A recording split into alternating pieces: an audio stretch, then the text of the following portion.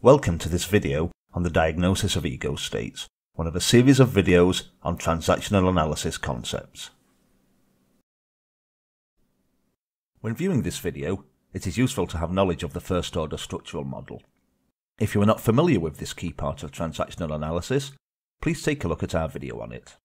Knowledge of the second order functional model is also useful, as is knowledge of the second order structural model and transactions, the method used in TA to analyse communication between people. All of these have accompanying videos from us. The diagnosis of ego states involves the use of one or more methods to try to deduce which ego state a person is in at any given moment. The methods usable are behavioural diagnosis, social diagnosis, historical diagnosis, and phenomenological diagnosis. Of these, behavioural diagnosis is usually regarded as primary. However, all of them have their place. Historical diagnosis, for instance, is useful in establishing the historical context for any behaviour observed using behavioural diagnosis. It is also useful in establishing past thoughts and feelings and thus providing information on a person's second-order structural model. As its name suggests, behavioural diagnosis involves the diagnosis of ego states via the observation of external behaviour. Given this, it is often used alongside the second-order functional model. The behaviour observed includes both what we say, our words, their tone and method of delivery, and what we do, our body language, facial expressions, posture, and autonomic responses such as blushing and pupil dilation. Since each person has a different set of behavioural cues, it should not be assumed that there is a general set of cues that applies to all. If accurate diagnosis is desired, for each person, time must be spent learning their particular set of cues. This is especially true given that sometimes words and body language are consistent and sometimes not. The clues as to when this is may differ for each person. To illustrate this, we can consider the example of Claire, a company manager who is talking to one of her staff members. She says, "I can't believe you missed the deadline," in a harsh voice, jabbing her finger at him as she does so. These are behavioural clues that she is in her parent ego state, specifically negative controlling parent, as she is applying rules without regard for his well-being. She is also peering at him with narrowed eyes. If we had observed her for some time, we would have seen that this is a personal cue that indicates she is in negative controlling parent. Social diagnosis is based on the hypothesis that, other things being equal, people will respond to us in an ego state that complements the one we are using at any given time. Specifically, it assumes we are likely to be in a complementary transaction, which is the most stable and predictable form of transaction, and that our ego state may be determined from the ego state being displayed by the person communicating with us, using the three most common complementary transactions, adult to adult, parent to child, and child to parent, as a guide. Care must be taken, however, when using social diagnosis, that the person being assessed is in a complementary transaction. If they are not, other methods of diagnosis will have to be used.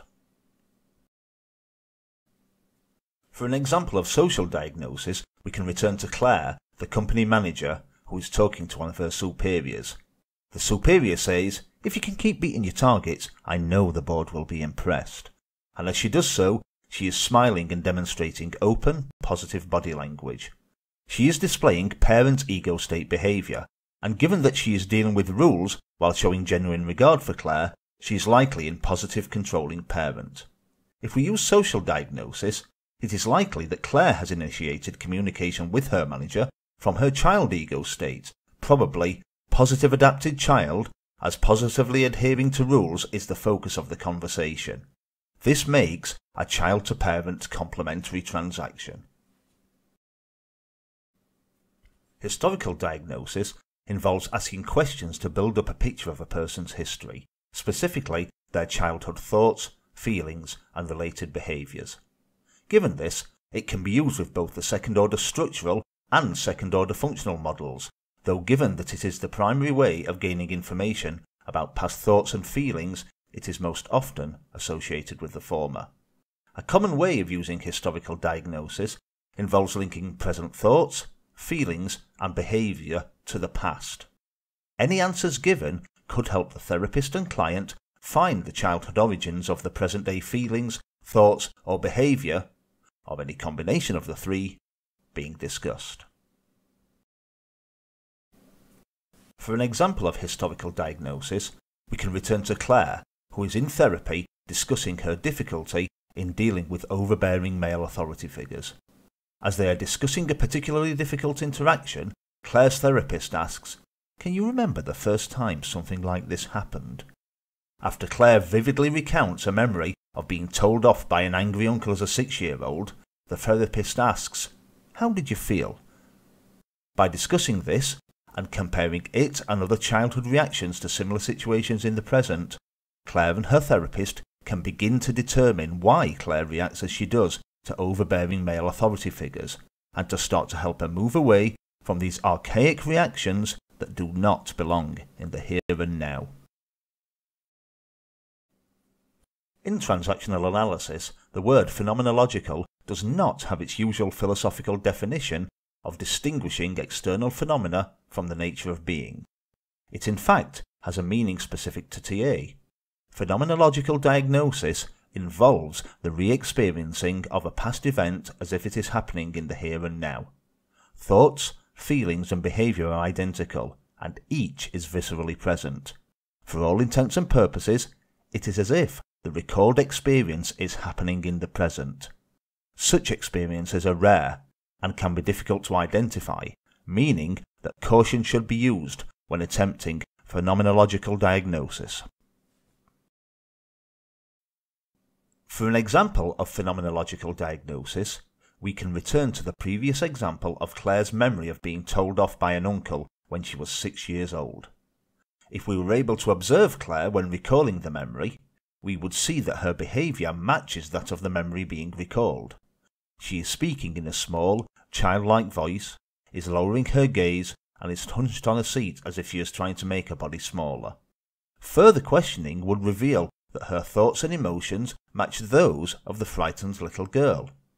It is as if, for a moment, she is that little girl again. She is having a phenomenological experience in transactional analysis terms. When attempting to diagnose ego states, we can sometimes encounter the problem that the ego state a person displays is not necessarily the ego state which they feel, for instance in ulterior transactions. This is explained by considering the executive self and the real self. More information on this may be found in our video on that subject. The first order structural model, second order functional model, second order structural model and transactions are dealt with in other videos. Please visit our channel for more and subscribe if you'd like to be notified when new videos are uploaded.